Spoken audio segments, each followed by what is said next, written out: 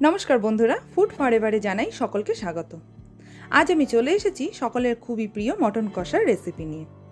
আমরা অনেক সময় মটন কষা অনেক রকম মশলা ব্যবহার করে থাকি, তবে খুব কম মশলা ব্যবহার করেও কীভাবে সুস্বাদু মটন রান্না করা যায় সেটাই আজকে আমি আপনাদের সাথে শেয়ার করব। তো চলুন বন্ধুরা, দেরি না করে দেখে নেওয়া যাক আমার মটন কষার রেসিপি। যদি ভালো লেগে থাকে ছোট্ট একটা লাইক করার অনুরোধ রইল। এখানে আমি নিয়ে নিয়েছি 1 কিলো মটন, মিডিয়াম টুকরো করে কেটে নিয়েছি। তারপর এটা খুব ভালো করে ধুয়ে এর মধ্যে দিয়ে দিচ্ছি 2 টিস্পুন নুন, দিয়ে দিচ্ছি হাফ টিস্পুন হলুদ, আর দিয়ে দেবো 2 teaspoon Kashmiri red chilli powder, দিয়ে দিলাম 1 টিস্পুন আদা বাটা, 1 টিস্পুন রসুন বাটা, একটা বড় সাইজের টমেটো আর 5-6টা কাঁচা লঙ্কা আমি একসাথে পেস্ট করে নিয়েছি, সেটা আমি এর মধ্যে দিয়ে দিচ্ছি। আর দিয়ে দিচ্ছি 2 টেবিল স্পুন টক দই।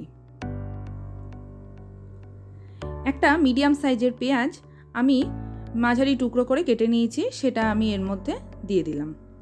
দিয়ে দিচ্ছি 2টো তেজপাতা, আর দিয়ে দিচ্ছি 2 টেবিল স্পুন সর্ষের তেল।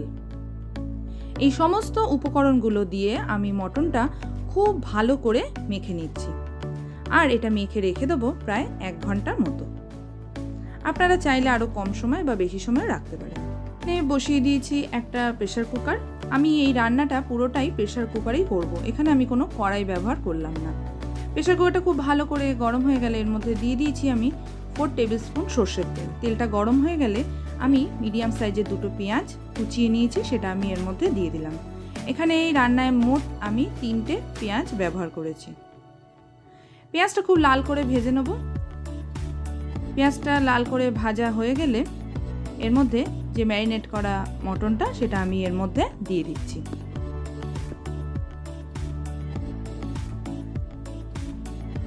গ্যাসের ফ্লেমটা লো টু মিডিয়ামে রেখে আমি মটনটা খুব ভালো করে কষিয়ে নেব, যতক্ষণ না মটনের কালার চেঞ্জ হচ্ছে আর রান্নার মশলা থেকে তেল ছাড়ছে। প্রায় 15-20 মিনিট মটনটা কষানোর পর দেখুন আমার মশলা থেকে অলমোস্ট তেল ছাড়তে শুরু করেছে। আরও 5 মিনিট মতো আমি মটনটা কষিয়ে নিচ্ছি।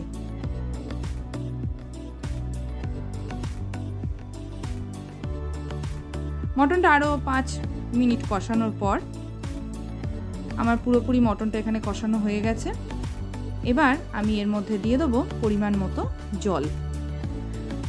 যেরকম ঝোল আমি রাখবো সেরকম পরিমাণেই আমি জল এখানে ব্যবহার করলাম, আপনারাও পরিমাণটা বুঝেই জলটা ব্যবহার করবেন। এবার আমি আলু টুকরো করে কেটে আগেই ভেজে রেখেছিলাম, সেই আলুগুলো আমি এর মধ্যে দিয়ে দিচ্ছি। আপনারা চাইলে আলুটা স্কিপ করতেও পারেন। দিয়ে দিলাম ওপর থেকে একটু গুঁড়ো গরম মশলা, আর দিয়ে দিচ্ছি আরও 1 টিস্পুন নুন। আপনারা আপনাদের স্বাদ অনুযায়ী নুনটা ব্যবহার করবেন। এবার আলু টুকরোগুলো ভালো করে ঝোলের মধ্যে আমি ডুবিয়ে দিচ্ছি। আমি প্রেসার কুকারের ঢাকাটা আটকিয়ে দেবো, দিয়ে 5 থেকে 6টা সিটি দিয়ে নেব। তারপর ফিরে আসছি। প্রায় 5-6টা সিটি দিয়ে নেওয়ার পরে আমি গ্যাসের ফ্লেমটা অফ করে দিয়েছি।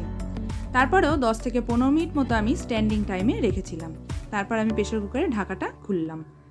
এখন এটা আমি অন্য একটা পাত্রে ট্রান্সফার করে নেব, আর এটা গরম গরম আমি ভাত, রুটি, পোলাও, ফ্রাইড রাইস যে কোনো কিছুর সাথেই সার্ভ করতে পারবো। তো বন্ধুরা, আমার এই মটন কষার খুব সহজ রেসিপিটা আপনাদের যদি কোনোভাবে ভালো লেগে থাকে প্লিজ আমাকে কমেন্টস করে জানাবেন। আর সামনেই জামাই ষষ্ঠী, তাই সেই উপলক্ষে আপনারাও ঘরে এটা ট্রাই করতেই পারেন। আমার ভিডিওটা যদি ভালো লেগে থাকে ছোট্ট একটা লাইক করার, শেয়ার করার অনুরোধ রইল। আর আমার চ্যানেলে নতুন বন্ধু হয়ে থাকলে আর নতুন নতুন রেসিপি পাওয়ার জন্য আমার চ্যানেলটি সাবস্ক্রাইব করে নিতে একদম ভুলবেন না। আবারও হাজির হব নতুন একটি রান্নার রেসিপির ভিডিও নিয়ে। ততক্ষণ অবধি ভালো থাকবেন, সুস্থ থাকবেন। ধন্যবাদ।